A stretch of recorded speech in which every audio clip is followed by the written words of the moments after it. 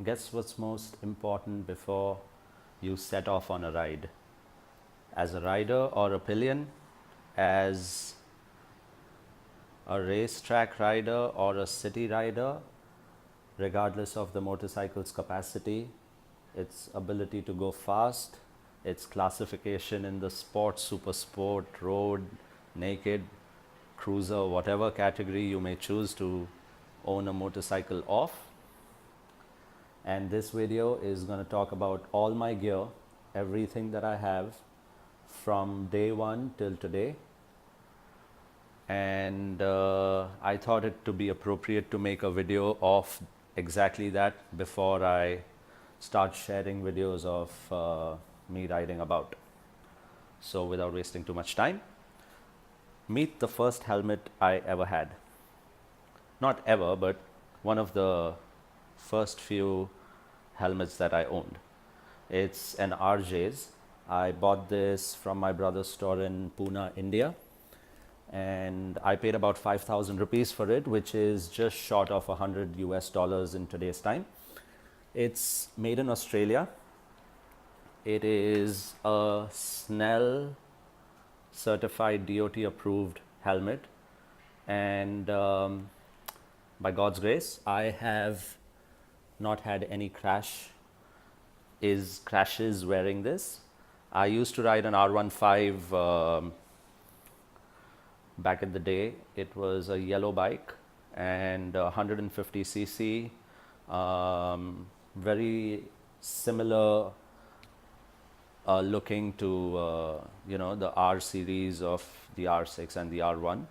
And I've had some great rides wearing this helmet. It is also the only helmet that I have an action camera mount for. And I don't wear this very frequently now because I don't like how heavy it is. Although it is pretty decently vented and it looks really cool. What more can I say about this helmet? Yeah, most definitely one good memory of this helmet is the amount of people that asked me where I bought it from. And I guess it wasn't very commonly seen. So right after this, I moved to Dubai, I think just a short of 2 years ago. And one of the first things I bought soon before I got my bike was this AGV K3 Dreamtime. It was a lid that I always wanted, and mainly because of its graphics and how cool it looked. But I could never really afford it. It was quite expensive. So soon after getting it, I got my R6, and this has been my choice of everyday wear since. So compared to the RJs, this one is much more lighter. It is well vented. It does have a lot of wind noise when you're riding above 100 kilometers per hour. And I wear a size L, just in case anyone cares. Um, I personally really like this helmet. I also have an iridium blue visor for it, but I really am keen on seeing, how differently will the Corsa feel. I've not worn this yet.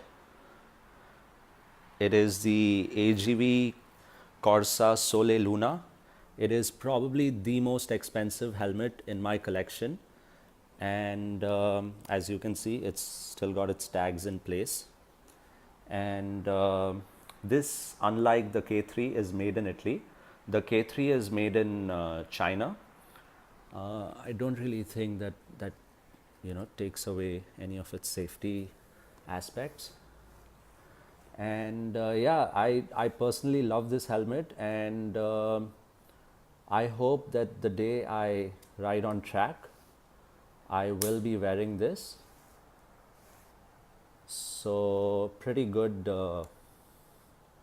ventilation on it by the looks of it. And yeah, I personally really like this locking mechanism that the visor has. As you can see, it just snaps shut. So yeah, and of course my wife also has a helmet because in Dubai it's mandatory, as it should be, to for both rider and pillion to wear a helmet. I also think that anyone that sits on the motorcycle without wearing a helmet is setting themselves up for, you know, unwanted, avoidable situations. So yeah, that's my wife's helmet. It's a Bell, and it's a pretty cool helmet. She has no complaints with it. It's well vented, and it's pretty light also. It's lighter than my RJs for sure. I think the RJs is one of the heaviest helmets I have come across. Don't really know why that is or what makes it that heavy, but I've not complained about any of my helmets except for the weight being an issue on the RJs.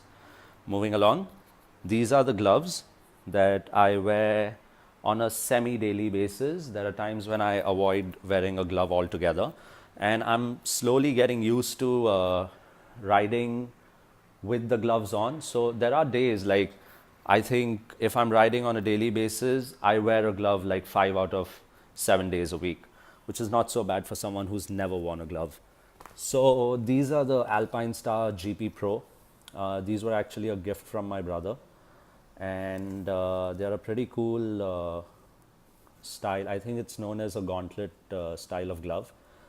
No complaints with it. In fact, I love this wrist support that it's got. It really helps. It feels really secure when I wear it and ride about. Um, Typical neon graphics of that you see across in the motorcycle category, and yeah. So this is the glove.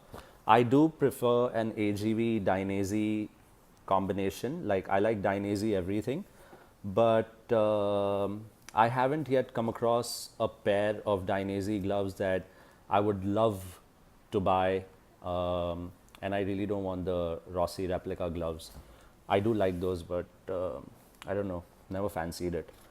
Moving along to the shoe. Again, this is an Alpine Star pair. This is the SMX2. I had a grievance with this shoe, which was along the line that the toe slider, which was the right toe slider, it actually came with plastic toe sliders. And I think in the first week of owning this, I somehow lost it, if that makes sense. I was on a ride and I got off the bike, and the next thing I see is the toe slider missing. It was a plastic toe slider. I'll try to learn how to put that in the thumbnail or in the video, but yeah, so it was a plastic toe slider, and it just fell. I don't know where it went. So I had to replace it with the magnesium alloy one because the plastic was not available anywhere in Dubai, believe it or not. So yeah, so I got the magnesium alloy toe sliders on my shoe. I do wear these shoes very regularly. They might look a little dirty because it was raining yesterday, and I was out and about on the bike. So yeah, so it has really good ankle support. That is one of the first things that came across to me. I loved how secure it made my feet feel, and me overall as well.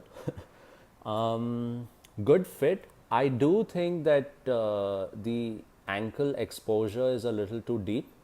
So, not something that I complain about, but yeah, as a street boot, it does its job really well. Again, I wish Dainese had a street boot that I could find easily in Dubai. And like I said, I like the whole Dainese, combination. But yeah, for street riding, my shoes are really, really good. And lastly, I have a Dainese race suit that I just picked up less than a month ago. It's a Yamaha branded Dainese suit. I got it for a great price, and no complaints with it. I worn it once when I went for pit bike training. Yeah, so before I go on track, I have been advised by some people whose opinions I really respect to do that. I wear a size 52. Great suit. It wasn't very easy to, you know, wear this, being my first time ever wearing a race suit. It felt heavy, and I hope to one day start riding on track as a beginner in the category C, I think it's called. So this is what it looks like. I think it weighs about 8 kgs. It has a toe back hump. Let me just turn that. Damn, this is heavy. So yeah, so it has a back hump on it, and overall feel is good. It has a pretty solid shoulder safety armor. It also has very, very good armor in the elbow going onwards towards the wrist.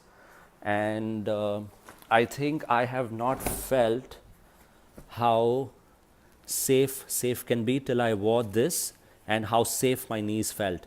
It was unbelievable near the toe slider. It just, it felt different. I think anyone who hasn't invested in a race suit and hopes to go to track one day, or just, even for a long ride, regardless of where you're riding, and it's going to be a longish ride, I think wearing a suit, regardless of it being a one piece or a two piece, is advisable. If not, should be made mandatory for you to wear it. And last but not the least is my everyday jacket. Regardless of the weather, regardless of where I'm riding, how long or short my ride is, I wear this Dainese Chrono Mesh jacket. It's a textile jacket. Let me just clear some space to show it better. It has really good elbow and wrist protection. It has CE certified armor, obviously. It has shoulder pads as well, as you can see. Let me just, there. It fits me really good. I have not had any complaints with it, except for the fact that it attracts sand very easily, which is okay because I do live in a desert. And one quick washing machine wash sorts it out completely. So yeah, that's all the gear that I have, all the gear that I own. If you have any questions, if you have any suggestions, leave them in the comments section. This being my second video, I'm sorry if it wasn't up to your expectations. We go riding soon. I will check back in with you guys really soon. Please like, comment, subscribe, and all other YouTube jargon that there is. Please also check out my Instagram page at Ride with Zoe. I'm going to leave a link in the description. I hope I could provide some information to you. And if I could just end this video with one thought, that I have seen way too many people, especially where I come from in Pune, ride without a helmet. I have heard way too many stories. I have seen way too many accidents. I have also seen many times, in fact, I have seen all the times that people have been well protected and have had a crash. They've gotten up and they've walked away. So if you are someone who has parents, which we all do, if you are someone who has a brother, a sister, a wife, a girlfriend, a son, a daughter, regardless of how much you like or don't like them, but if you ride a motorcycle, please do not think twice before making yourself absolutely well protected. Please. Thank you so much for watching. I'll talk to you soon.